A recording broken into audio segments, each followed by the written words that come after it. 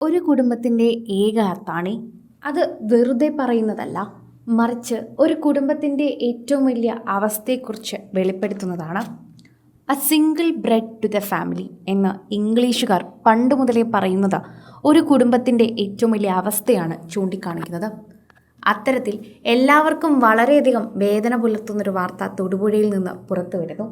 ഇന്ന് ഏറ്റവും കൂടുതൽ വാർത്താ പ്രാധാന്യമായി മാറുകയും അവിടുത്തെ നഗരസഭയ്ക്ക് പോലും പരാതിയായി മാറുകയും വിമർശനം വരികയും അവിടെയുള്ള ആളുകൾ പ്രതികരിക്കുകയും ചെയ്യുന്ന വിഷയം ഇതാണ്. 27 വയസ്സുള്ള ജെയ്സ് ബെന്നിയുടെ അപകടം. ദാരിദ്ര്യത്തിൽ നിന്ന് കുടുംബത്തെ കരകയറ്റാൻ വിദേശത്തേക്ക് പറക്കണമെന്നായിരുന്നു ശരിക്കും പറഞ്ഞാൽ ജെയ്സൺ ഏറ്റവും കൂടുതൽ സ്വപ്നം കണ്ടതും ആഗ്രഹിച്ചതും. നാട്ടിൽ നിൽക്കാനാണ് ആഗ്രഹമെങ്കിലും ജോലി ചെയ്ത് കുടുംബത്തിനെ രക്ഷപ്പെടുത്തണമെങ്കിൽ താൻ പുറത്തു പോയേ മതിയാകൂ എന്ന ഒരു ചിന്ത തന്നെയാണ് ശരിക്കും പറഞ്ഞാൽ ജെയ്സന്റെ സ്വപ്നമായി മാറിയത്. ആ സ്വപ്നം സഫലമാകും മുൻപ് പൊതുമരാമത്ത് വകുപ്പ് അനാസ്ഥയിൽ അവന് ജീവൻ നഷ്ടമാവുകയും ചെയ്തു. തൊടുപുഴ മുതലക്കോടത്ത് റോഡിന് ചേർന്ന് 15 വർഷം മുൻപ് സ്ലാബ് തകർന്ന് രൂപപ്പെട്ടതും അധികൃതർ അടയ്ക്കാൻ കൂട്ടാക്കാതിരുന്നതുമായി കുഴിയിൽ വീണാണ് യുവാവ് മരിച്ചത്. മുതലക്കോടം കുന്നേൽ ബെന്നി ബിന്ദു ദമ്പതികളുടെ മകനാണ് 27 വയസ്സുള്ള ഈ ജെയ്സ് ബെന്നി. മൗറീഷ്യസിലെ ജോലിക്ക് നടപടി പൂർത്തിയാക്കി വിസയ്ക്ക് കാത്തിരിക്കവെയാണ് അപകടത്തിൽ മരിച്ചത്. കുഴി അടയ്ക്കണമെന്നാവശ്യപ്പെട്ട് നാട്ടുകാർ പലതവണ പരാതി നൽകിയെങ്കിലും ആരും ഇതുവരെ തിരിഞ്ഞു നോക്കിയില്ല. മുൻപ് 3 പേർ വീണ് പരിക്കേറ്റിട്ടുണ്ട്.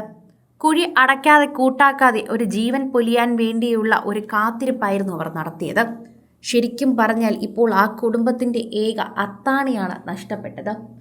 പറയുമ്പോൾ കുറച്ച് മണ്ണിൻ്റെയോ അല്ലെങ്കിൽ എന്തെങ്കിലും ഉപകരണങ്ങളുടെയോ ആവശ്യമേ ഉണ്ടായിരുന്നുള്ളൂ.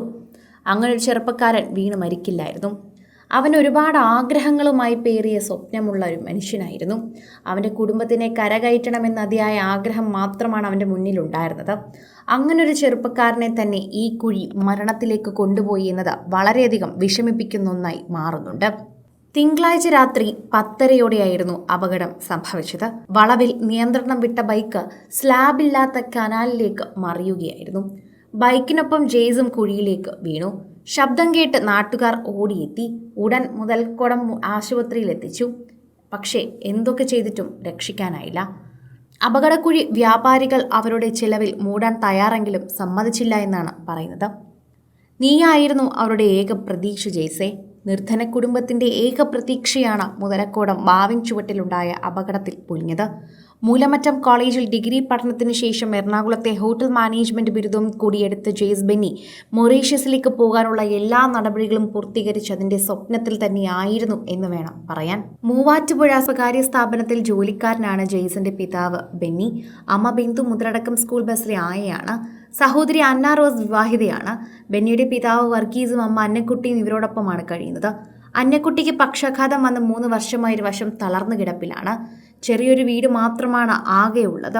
മുതലടക്കം പള്ളിയുടെ സഹായത്തോടെയാണ് വർഷങ്ങൾക്ക് മുൻപ് വീട് പണി പൂർത്തിയാക്കിയത്.